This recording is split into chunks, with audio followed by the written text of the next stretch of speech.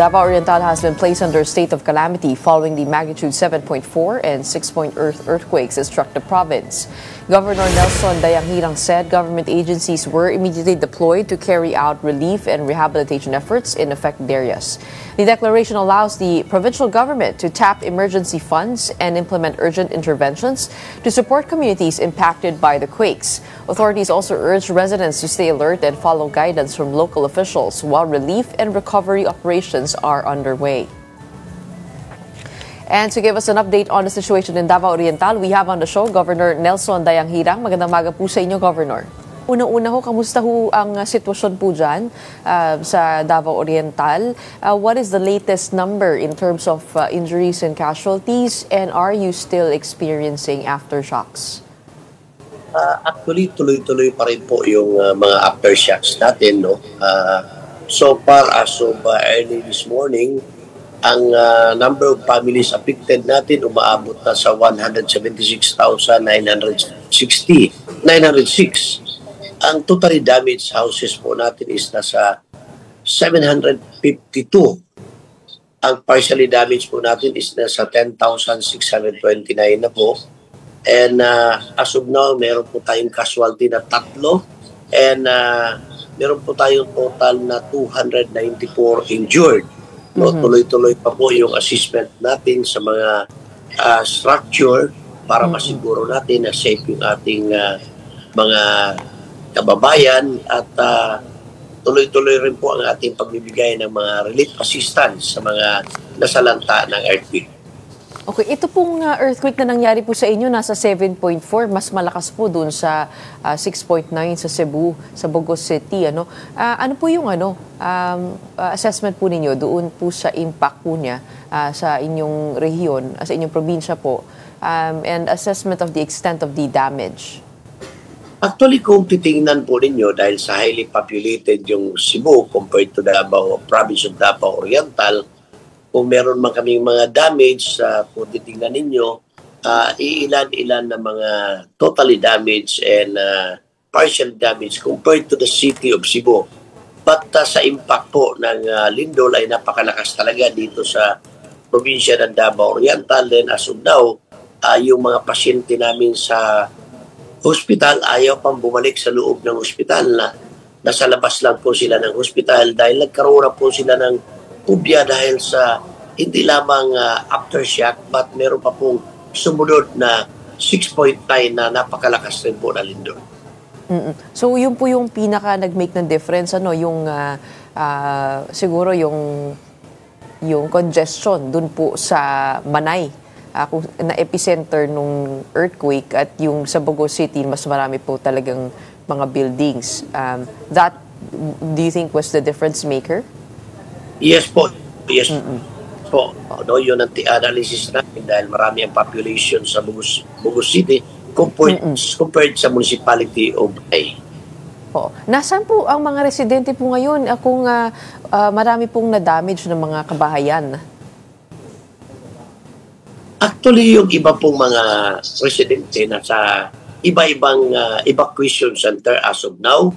So, tuloy-tuloy pa rin ang pagbibigay tulong natin sa mga nabiktima and nagpapasalamat rin ako sa mga iba-ibang individual, kumpanya at lalong-lalo na sa ating gobyerno sa tuloy-tuloy na pagbibigay tulong sa mga nabiktima ng nakaraang lindol. Saan po ang evacuation center at sapat po ba yung resources po ng inyong probinsya? Ang mga evacuation center po namin, iba-iba sa bawat barangay. Meron tayong mga evacuation center. So marami pa po ang nanatili dahil sa takot at pabalik-balik na aftershock. No? So para naman po aso na dahil sa marami rin tumutulong, meron pa tayong suficiente or sapat na pagkain at tubig para sa mga nabiktima ng nakaraang lindol. Okay. And how are the power and water lines and the signal also in the area? So far stable naman po ang power namin dito, yung signal okay naman po. The only problem namin sa municipality of Manay is malaki talaga yung nasira sa mga pipes sa water system Kaya kahapon ng umaga, nandoon tayo, pinulong natin yung provincial engineer team at saka DPWH engineer team upang pagtulong-tulungan na maayos na mabilis ang linya ng tubig po. So ito po ay nasira dahil po sa earthquake? Yes po, dahil po sa earthquake. Oo, na-damage po sila. Sa ngayon, no, ano po ang prediction po ninyo kung gaano katagal yung mga families kailangan manatili dito sa evacuation center? Medyo marami po yung nabanggit nyo, 752 totally damaged homes and 10,000 partially damaged. Ito po ay, do you foresee this to be a long rehabilitation? Gaano katagal po ang mga pamilya sa evacuation center? Hindi po natin matansya ito dahil sa dami ng apektado at alam naman natin, pag nawalan ka ng bahay, napakahirap pong itayo. No? But anyway, by Friday, magbibigay na po ang provincial government ng financial assistance. Kasama natin ang municipal government para isahang bigayan sa mga totally damaged po ng mga houses. And ano po ang mga kinakailangan sa ngayon to be able to rebuild these houses? Actually po, nananawagan ako sa ating mga kababayan at sino mang gustong tumulong. Nakikiusap po ako na sana may makapagbigay po ng mga construction materials para dahan-dahan matulungan natin makapagtayo ulit ng bagong bahay ang mga nasalanta na pamilya ng nakaraang lindol. Construction materials po, mga pangbubong po ba yan? And semento? Yes po, yes po. But you are tapping into the emergency fund for the province, no? How much is the fund that you're seeing here that will be able to help in the recovery and reconstruction? Wala pa po kaming cost estimate, but nevertheless, pagbibigay po ang province of Davao Oriental ng initial na tulong sa mga totally damaged in the amount of 10,000. Then magbibigay rin po ang bawat munisipyo at city sa mga totally damaged. Then isusunod namin po bigyan ng tulong yung mga partially damaged po. And then bilang panghuli, no, kasi yun nga po, no, medyo ito po ay long process, no. What are the wala po talaga kayong prediction kung gaano katagal mananatili po sa evacuation center? I mean, given po yung impact. As of now po, hindi pa namin matansya. No? Madepende po sa bilis ng tulong na maibigay natin at tulong na dumating sa atin para makapagawa sila ng bagong bahay po nila. Pero sa mga hospital po natin, government buildings, schools, how are those buildings? Actually, may mga assign na po tayo by department, by agency sa pag-assess at sa pagkukuni ng mga nasirang government structure upang maibalik natin sa normal ang kasulukuyang lugar namin dito sa probinsya ng Davao Oriental.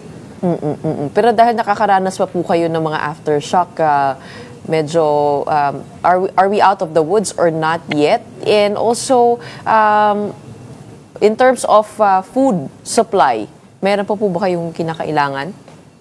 So far po may mga dumarating tulong at dito naman sa provincial government ng Davao Oriental, initially nagpa-order na po tayo ng 200,000 food packs at 5 kilos each para ma-distribute na natin sa mga nabiktima ng nakaraang lindol.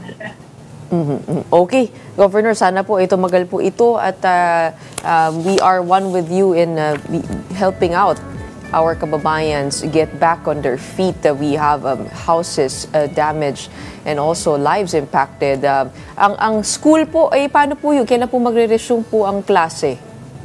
Actually, ang arrangement po namin with the Department of Education, as long as na yung mga building ma-clear na pwede nang pasukan, automatically mag-resume po ang klase at yung iba naman na hindi pa na-inspect, huwag munang gamitin at huwag munang papasukan ng mga kabataan.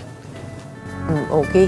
Sana nga po makabalik po agad ang ating mga kababayan dyan. 176,000 families affected by the major earthquake. in Davao Oriental. In the meantime, maraming salamat po para sa inyong oras. Please do stay safe. And we call out, of course, again, for construction materials to be able to help the residents get back to their homes. That is the call out of Governor Nelson Dayanghirang. Thank you for joining us this morning. Thank you po. Thank you. Maraming salamat po.